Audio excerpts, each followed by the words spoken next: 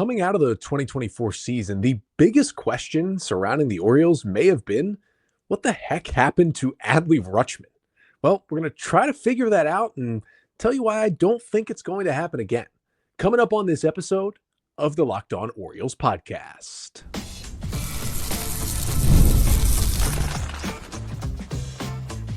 You are Locked On Orioles, your daily Baltimore Orioles podcast. Part of the Locked On Podcast Network, your team every day.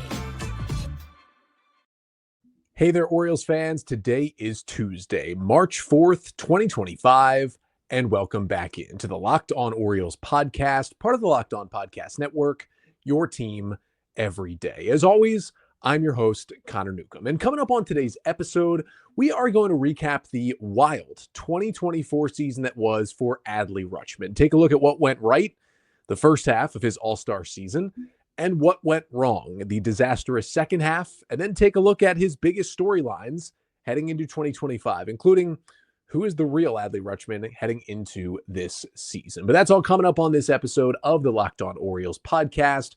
Before we get there, though, just did want to thank you for making Locked On Orioles your first listen of the day. We are free and available on all podcast listening platforms 5 days per week as we get closer and closer to the season beginning. Make sure to subscribe to the podcast wherever you listen, leave a 5-star rating and a review on Apple Podcasts, Spotify, wherever it may be.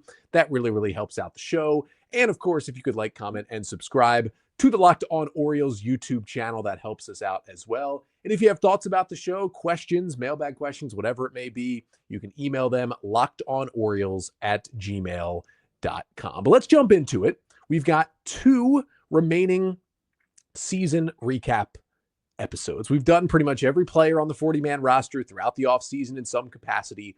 We're down to Adley and Jackson Holliday. Jackson may be either later this week or early next week, but we're going to finally talk about that 2024 season for Adley Rutschman. And let's start with what went right for Adley, because despite how poorly it ended, and we of course are going to get to that, especially early in the year, there were a lot of bright spots, I should say.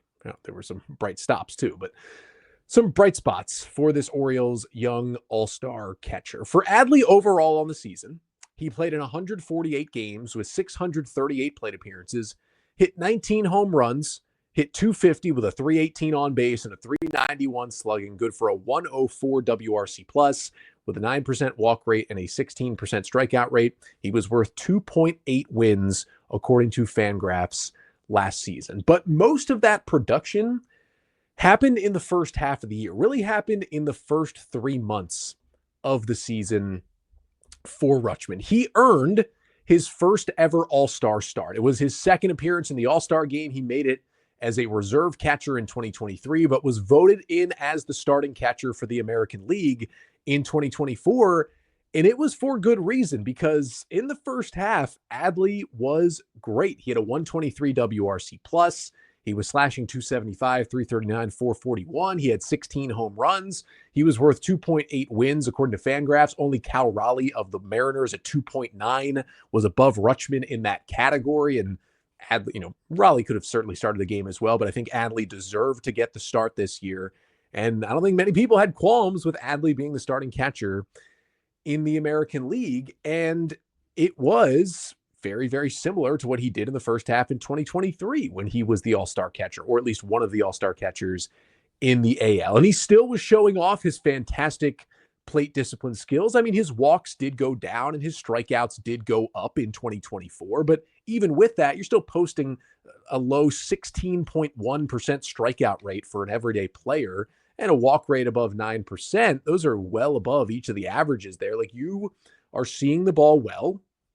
His chase rate went up, but only with it going up did it sit right around league average, because he'd been so good at that in his first 2 years in the big leagues. Like, he was still a disciplined hitter, and that is kind of what Adley hangs his hat on. Even when he struggled in the second half, his plate discipline skills were good, and they were even a little bit better, which we'll get to as well. But a lot of Adley Rutschman's production, especially in the first half, came against left-handers. We know Adley is a switch hitter, so he always is up there with the platoon advantage. When he first got to the big leagues in 2022, he was much better from the left side of the plate against right-handed pitching. He really struggled against lefties.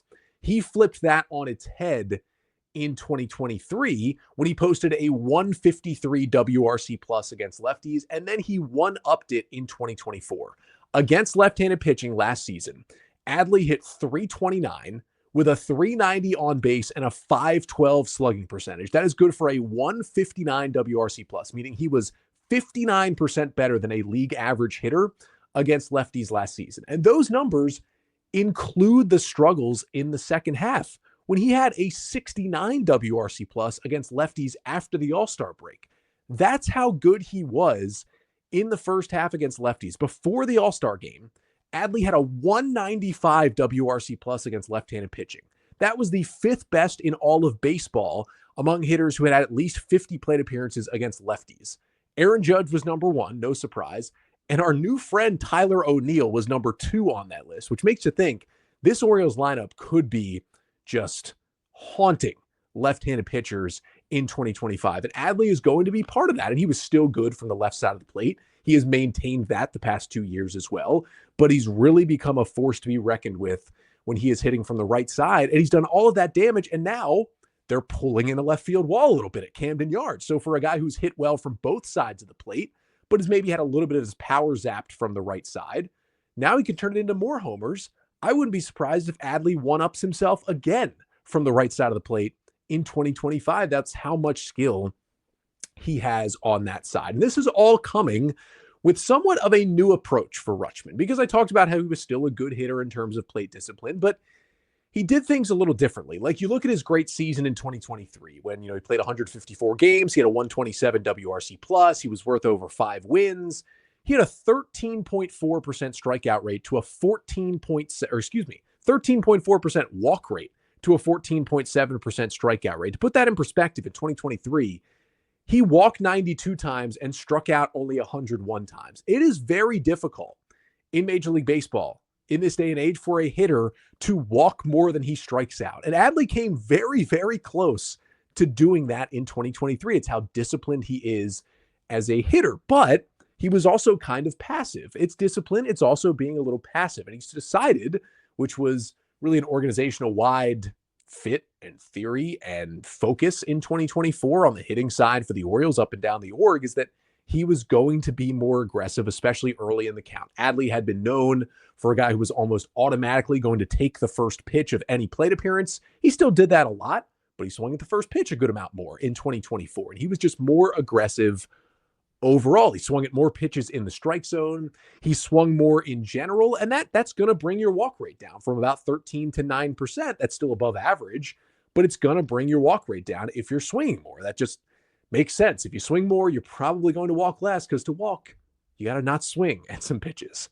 Now, he made up for that lack of a walk rate with the power. And that was the goal, I think, for Adley and the Orioles hitting coaches in 2024 was, hey, if you are going to be a little more aggressive, take away some of the walks, you have to add in extra base hits instead. And that was the trade-off they tried for, right? It makes sense. Adley's walking a lot. It's getting him to first base a whole lot. But we even feel like, he's walking, he's working these long 3-2 counts, and he's getting himself on base. We think he's letting pitches go by that he could drive that could turn into, at worst, singles, just as good as a walk, or even doubles and home runs, which could make some of those plate appearances better than a walk for Adley and, of course, for the team offensively. That theory makes a whole lot of sense if you have a hitter who is as talented as Adley Rutschman. And early in the season, it was at least somewhat working. In the first half in 2023, to do kind of a good time-wise comparison, Adley Rutschman, we had more his passive approach. He was swinging at 56% of the pitches in the strike zone. He had a 423 slugging percentage, 36% hard hit rate, and a 7% barrel rate in the first half. That was good for a 124 WRC plus in 2023. In 2024, he upped his swing percentage. He went up to 59% of the pitches in the zone he swung at. He jumped to a 40% hard hit rate from 36. He jumped to an 8% barrel rate from 7. And he jumped from a 423 to a 441 slugging percentage. However, with the walks also going down, he ended up posting a 123 WRC plus. So basically, overall, statistically, he had the almost same exact kind of offensive impact in the first half last year than he did 2 years ago. He just got to it in a very different way. 2023 was a lot of walks, getting on base. 2024 was less of that, but he replaced them with some more power and some more extra base hits. I think what the Orioles hoped is that the extra base hits would come in a bigger spot, would come more often, and they would allow him to up his offensive profile. Instead, they kind of balanced each other out, and it was the same output that they got to a different way, which is fine in theory, because Adley in 2023 actually had a better second half than he did a first half. And the Orioles may have thought, okay, he's found his level with this new approach. Now let's take it to the next level. Now let's add more doubles, more home runs, and he'll end the season better than he did the year before. Unfortunately, that is not what happened. And even though he was mashing fastballs again in 2024, he was hitting 300 with a 479 slugging percentage against fastballs through June. That was all great.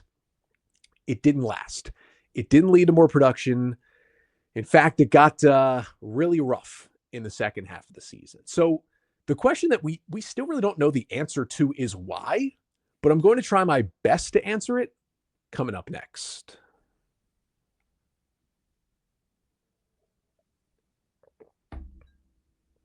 So, I mean, it was the biggest question of the Orioles season last year. What happened to Adley Rutschman? And Adley and Mike Elias and Brandon Hyde and the Orioles brass, many have been asked about it during the second half last year, throughout the offseason, in spring training this year. We continue to get quotes, and we continue to not get the full answer. I mean, Adley's touched on getting in a little better shape this offseason, changing some things, just being kind of worn down as a catcher, which is all things that happen and you kind of expect for a guy who catches as much as he does. But there were some things to pinpoint last year. There was some back soreness late in the year that kept him out a little bit. But the biggest thing people have pinpointed, and John Mioli over at the Baltimore Banner has written about this a lot, is when Adley Rutschman took a foul tip off his hand when he was catching. It happened in a game on June 27th when he was behind the dish. Now, he finished that game, but on June 28th, the next day, he had his hand all wrapped up. He did not play in that game against the Rangers on June 28th. And then on the 29th, he was back in the Oriole lineup. So basically, tip off the hand, finished the game. He missed one game, and then he got back out there for the O's. It seemed like nothing, right? You're a little sore. He's your star catcher. You give him a day off after he gets banged up, and you get him right back in the lineup. Literally, I mean, nobody probably batted an eye when that happened in late June.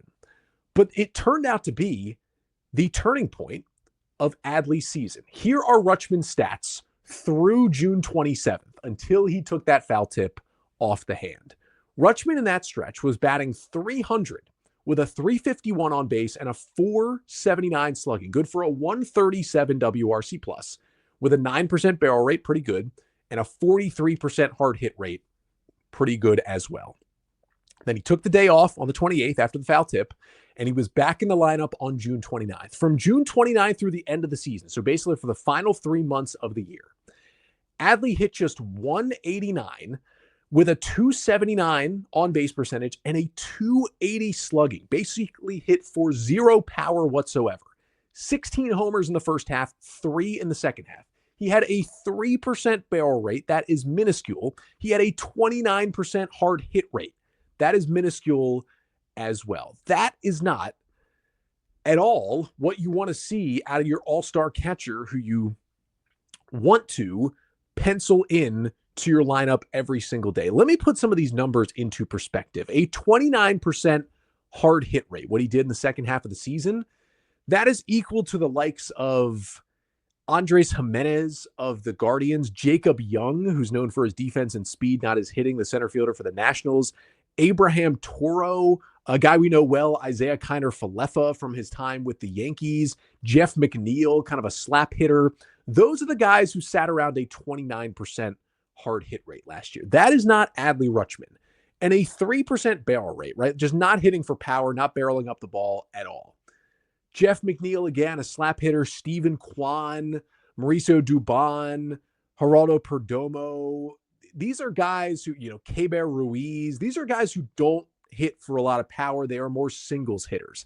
That is where Adley was sitting with his underlying metrics in 2024 in the final 3 months of the year. That is not him. And the funny part was you could say, oh, maybe he just stopped swinging at good pitches. Maybe he got out of himself. He started chasing. He was swinging at pitches outside the zone, because if you chase a lot, it is harder to have a high hard hit rate because you're making a lot of contact, but that contact is like off the end of the bat, or you're getting jammed, a lot of slow grounders, a lot of pop-ups. Even though you're not striking out, you're not making good contact. But that's not really what Adley did. Actually, his chase rate was lower in the second half, the amount of pitches he was swinging at outside the strike zone, than it was in his all-star first half. So he was being disciplined. He was honestly being more disciplined in the second half, and it didn't reward him. And Adley and the Orioles, they refused to admit that it was the hand that was bothering him for the rest of the year. So we can't confirm that was the case, but it does seem pretty clear, because there is such a line you can draw from that day he missed with the foul tip off the hand. And that's something, it's his right hand, his throwing hand, that's going to affect you as a hitter and as a catcher as well. And sure, some of it could have been him just wearing down in a second full season as a big league catcher. It is really, really hard to produce offensively at a high level all year. When you are a catcher, it is a tough position. Your body gets beaten up like no other position on the diamond. I get that. And that could be a part of it, but he caught the same amount of games in 2024 as he did in 23. Like, he was still young. He played last season at 26 years old. And in 2023, as I mentioned, he actually got better offensively as the season went on, even though he was catching a lot for those AL East champion Orioles. So you tend to think that wasn't the case. It had to be a specific injury. And I don't think it was all the hand, right? I don't think 100%. I think it was some wearing down as a catcher. I think it was he actually did go into his first prolonged slump of his career, and he struggled to break out of it. I think it was the rest of the Orioles were kind of slumping, and the clubhouse vibes probably weren't what they usually are. And that's tough to contribute at your best. But when your swing decisions, what the Orioles harp on time and time again, are the same, and honestly got a little bit better in the second half than they did in the first half, those are things that should make you better. But when your hard hit rates and production go down by this much, like if you're watching here on the Locked On Orioles YouTube page, these two charts are both going to be from StatCast and Baseball Savant, credit to them. Here's Adley's average exit velocity by month. You can see, pretty solid, not elite, but pretty solid. That's kind of the hitter Adley is in April and May and June. And then look at the drop from June to July. Remember, he got hit on the hand right at the end of June. He was around 89 miles an hour on average in June. He went down to about 85 miles per hour on average in July. That is a huge drop, and it went up a little bit in August and September, but that is clearly drawing a line in the sand of something going wrong. You can see a similar thing. This chart is his barrel rate month to month, and you can see pretty good in April, pretty good in May, pretty good in June. Boom, big drop from June to July, another huge drop from July to August, and it kept going down from there. You look at those two charts, you are basically saying that is a guy who had some sort of injury, and that is why everything just fell off a cliff all at once. And obviously, if Adley doesn't want to talk about it, if the Orioles aren't going to say that's what it is, you can't confirm that it was some sort of hand issue. And, it may not have been a break. It just may have been something that was uncomfortable for him and made it harder to swing the bat. I mean, if you can't grip the bat right, you're going to lose a lot of your power. You're going to lose a lot of your ability to hit the ball hard. You're going to lose a lot of your ability to play defense. Like, the defense went down too, which could also be injury. He still was one of the best blocking catchers in Major League Baseball, and you're not really using that right hand as much to block. You're using your chest and your shoulders and your glove. But he went from elite to kind of below average in some framing metrics. That's not as much the throwing hand, but he also lost a bit on his pop time as well. It's got to be hard to throw if that right hand, which was hit, was bothering him. Like, that all comes together to just see it.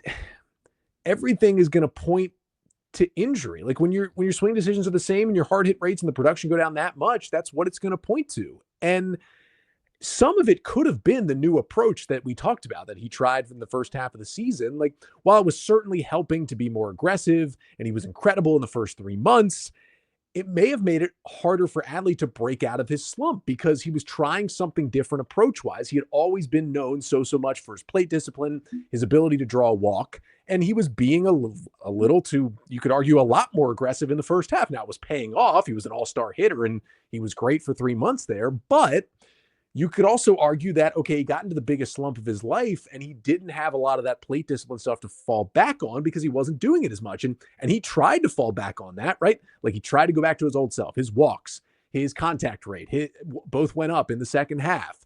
his chase rate went down. Like he was better swing decision. Adley was trying to get himself back there. But the more contact he made, the more bad contact he made. And he was still swinging at pitches in the zone. So it still all points to he was trying other things when really maybe just some rest of a potential nagging injury might have been what was happening. And again, I'm not saying even if it was 100% taking a foul tip off the hand. There's other things that come in for a starting catcher in Major League Baseball struggling at the plate.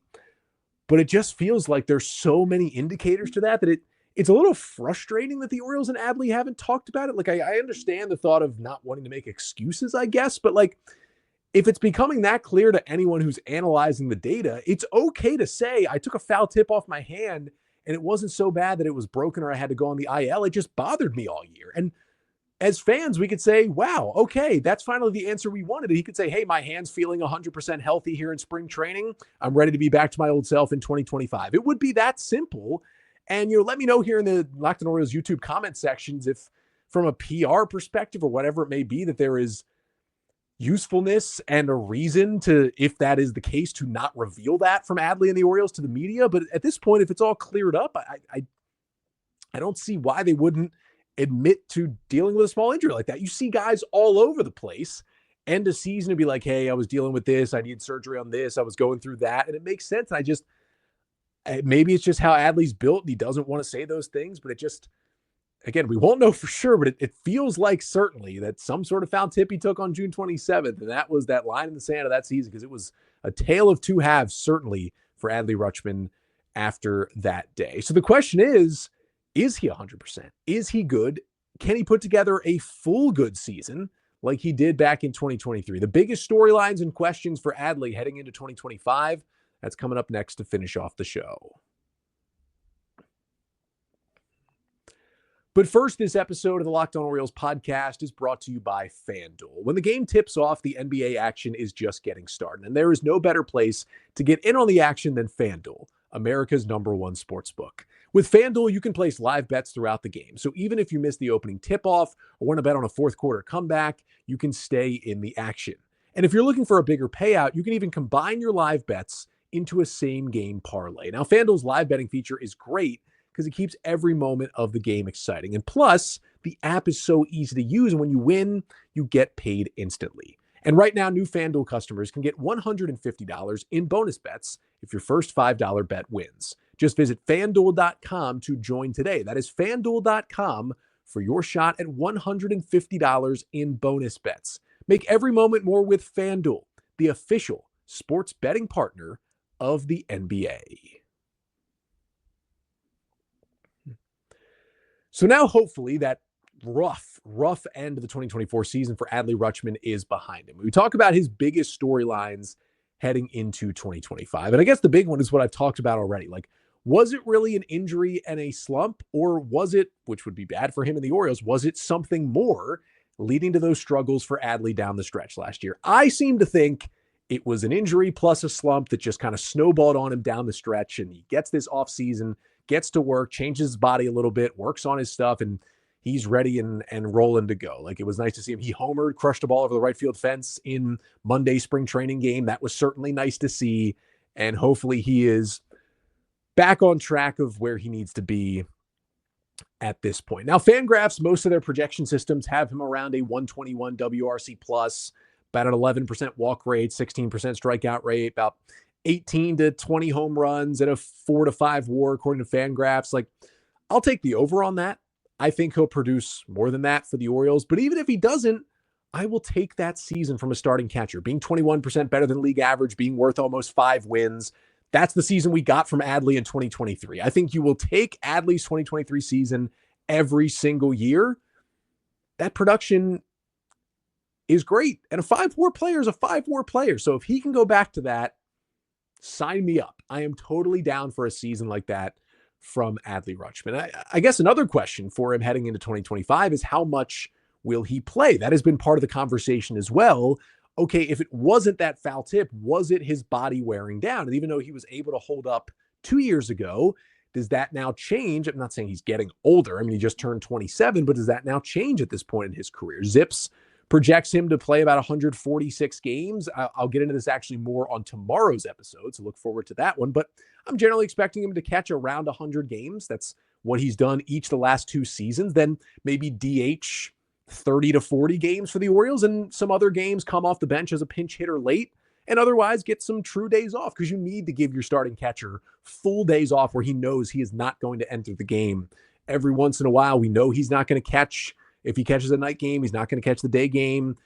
I know the Orioles will probably get him in there as the DH a lot against lefties, so you can catch Gary Sanchez against lefties, the Orioles' new backup, and get him some ABs.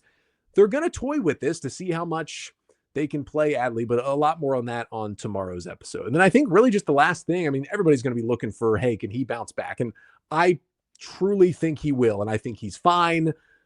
Look at the production in his career.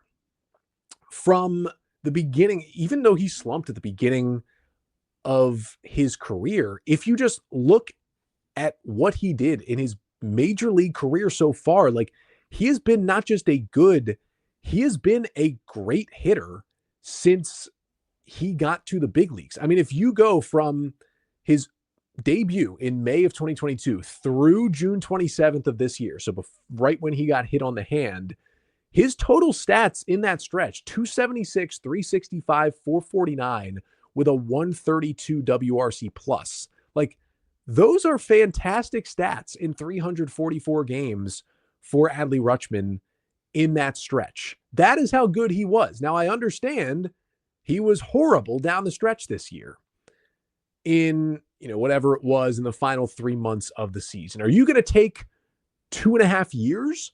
Or are you going to take a half year for a guy that's not really aging yet? He's getting right into his prime at 27. That's my main Adley argument.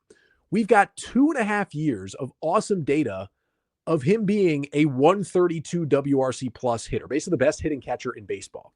And we've got a half season where there, at least to me and to many of you out there, I know clearly was some sort of injury bug that he was dealing with where he was a bad hitter. We don't need to live in a world, and this goes beyond baseball and the Orioles, but I'll keep it to that. We don't need to live in a world where this small recency bias sample size overtakes this much larger sample. The larger sample, especially if it's recent, which it still is, it is the previous 2.5 years before the final 3 months of last season, all good things. 1 half season of bad stuff. I'm going to go with the player Adley has mostly been. Great plate discipline, amazing bat-to-ball skills, good defensive catcher, all-around all-star, top 3, no doubt about it, catcher in Major League Baseball. That is the player I know him to be. And it's not like he's aging out of it. He just turned 27. I think he's going to be that player for a full season this year. And I guess the last thing is maybe, will the Orioles extend him? It's probably not the best time for either side to get his done. Adley knows his value is low after a bad end of the year. The team might have a few long-term concerns, but he's a free agent after 2027. There is only 3 years left. And if they don't get an extension done this spring, he gets to the end of this year. He's only going to have 2 years remaining before he becomes a free agent. The O's got to hurry up. And I understand, right? They have Samuel Basallo coming, top 10 prospect. Their number 1 prospect is a catcher. But I'm more excited about the long-term possibility of having Adley and Basallo as like the best catching duo in Major League Baseball. And I know that the Orioles know that, hey, once Adley becomes a free agent, he'd be going into his age 30 season. That doesn't spell generally good things for catchers. They break down earlier, even the elite ones like Buster Posey and Joe Mauer. And I know they had some other injury issues, but catchers tend to break down quickly. I think Adley has the body to last a little bit longer than the generational catcher, but they break down earlier than other position players. That is just a fact. Adley's body is going to break down quicker than Gunnar Henderson's. It's just going to happen. So maybe that pulls Mike Elias away a little bit from a long-term extension, but maybe he'll end up being a little bit cheaper than you thought, and you can get it done. He's not a Scott Boras client, so it's going to make it easier to get that extension done. I don't know if they'll do it, but I think many of you, along with me, would love to see it. And either way, he is still a special talent, and I'm putting my name out there, and he is going to be back to that this year. I am not worried at all about Adley Rutschman. I think I've laid out, it looked to be some sort of injury. He's been so good for such a longer sample that I think a big bounce back, another all-star, middle of the lineup, number 2 hitter, dangerous hitter from both sides, and great defender season is coming from the star that Adley Rutschman is. But let me know in the comments what you think about Adley's upcoming 2025 season. But that'll do it for today's episode. We are back tomorrow. Speaking of Adley Rutschman, tomorrow begins our positional preview series here on the podcast as we get closer and closer to opening day. Tomorrow we start with catcher, first base, and DH. How much will Adley play? How much will Gary Sanchez step in? What will Ryan Mountcastle and Ryan O'Hearn split at first? And how are the Orioles going to get Kobe Mayo into this lineup at some point this season? That's coming up on tomorrow's episode. But until then, I'm Connor Newcomb, and this has been the Locked On Orioles podcast, part of the Locked On Podcast Network. Your team every day.